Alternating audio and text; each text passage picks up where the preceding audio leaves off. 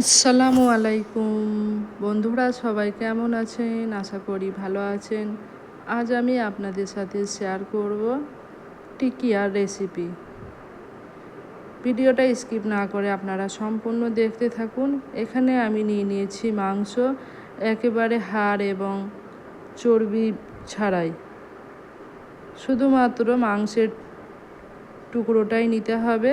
তো তারপরে এটাকে আমি পেস্ট করে নিয়েছি।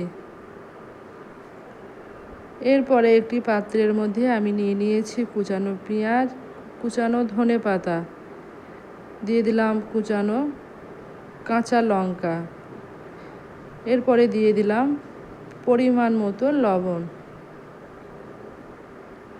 তারপরে একে একে সমস্ত গুঁড়ো মশলা আমি এর মধ্যে মিশিয়ে দেব। দিয়ে দিলাম লঙ্কা গুঁড়ো, ধনে গুঁড়ো, জিরে গুঁড়ো এবং দিয়ে দিলাম পরিমাণ মতো লঙ্কা গুঁড়ো ও দিয়ে দিলাম গরম মশলা। তারপরে দিয়ে দিলাম আদা রসুনের পেস্ট।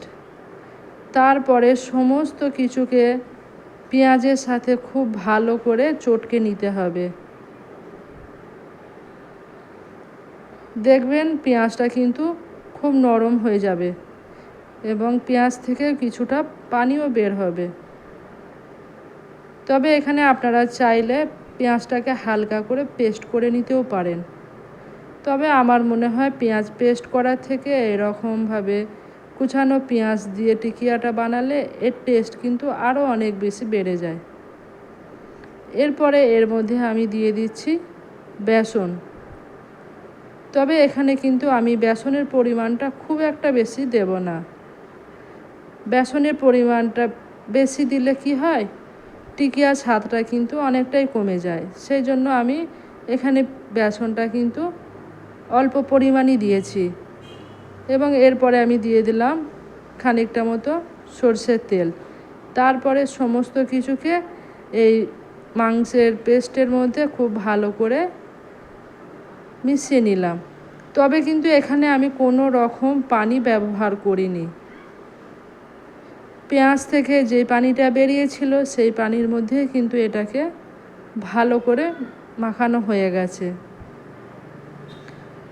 তারপরে দেখুন এখানে আমি টিকিয়ার আকারে এরকম গোল গোল শেপ দিয়ে নিয়েছি। তবে আপনারা চাইলে এখানে শেপটা আপনাদের পছন্দ অনুযায়ী দিতে পারেন, ছোট বড় কিংবা আরও গোলাকৃতি। তারপরে এখানে আমি গ্যাস ওভেনের মধ্যে কড়াইয়ে তেল বসিয়ে তেলটাকে কিন্তু খুব ভালো করে গরম করে নিয়েছি। তেলটা খুব ভালো মতো গরম হয়ে গেলে একে একে সমস্ত রেডি করে রাখা টিকিয়াগুলোকে আমি তেলের মধ্যে ছেড়ে দিচ্ছি। এরপরে কিন্তু গ্যাসের ফ্লেমটাকে আমি মিডিয়াম থেকে লোয়ে করে দেব, যেহেতু তেলটা খুব ভালো মতো গরম হয়ে গেছে সেই জন্য। এরপরে এটুকে একটু সময় ধরে এপিট ওপিট করে ভেজে নিতে হবে। গ্যাসের ফ্লেমটা লোয়ে করে ভাজলে কি হয়, টিকিয়ার ভেতর পর্যন্ত কিন্তু খুব ভালো মতো ফ্রাই হয়।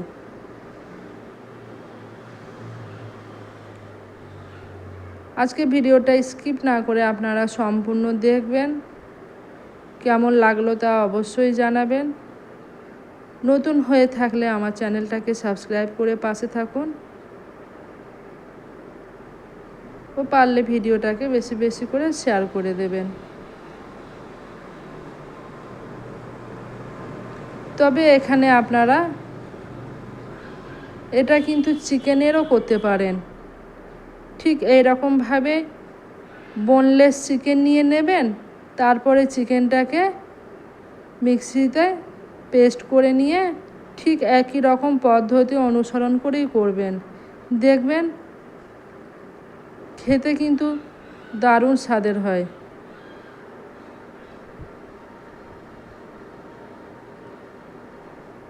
তারপরে একটু হাতে সময় নিয়ে দেখুন টিকিয়াগুলোকে আমি এপিট ওপিট করে বেশ লালচে করে ভেজে নেব। তবে এই টিকিয়াটা কিন্তু এরকমভাবে করে আপনারা বেশ কয়েকদিন সংরক্ষণ করে রাখতে পারবেন।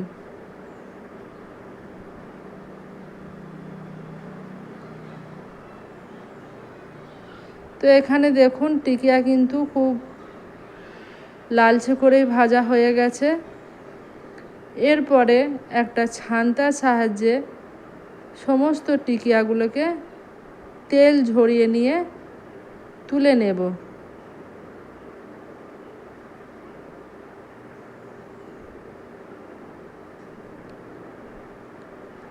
আশা করি ভিডিওটা আপনাদের ভালো লাগবে।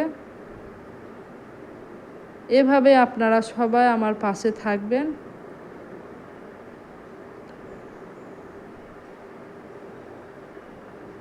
তো সমস্ত টিকিয়াগুলোই আমার ছাঁকা হয়ে গেছে।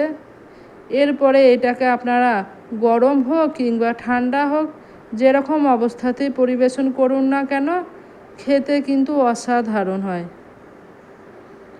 তো দেখা হবে পরে অন্য কোনো একটা ভিডিও নিয়ে। সবাই ভালো থাকবেন, সুস্থ থাকবেন। আল্লাহ হাফেজ।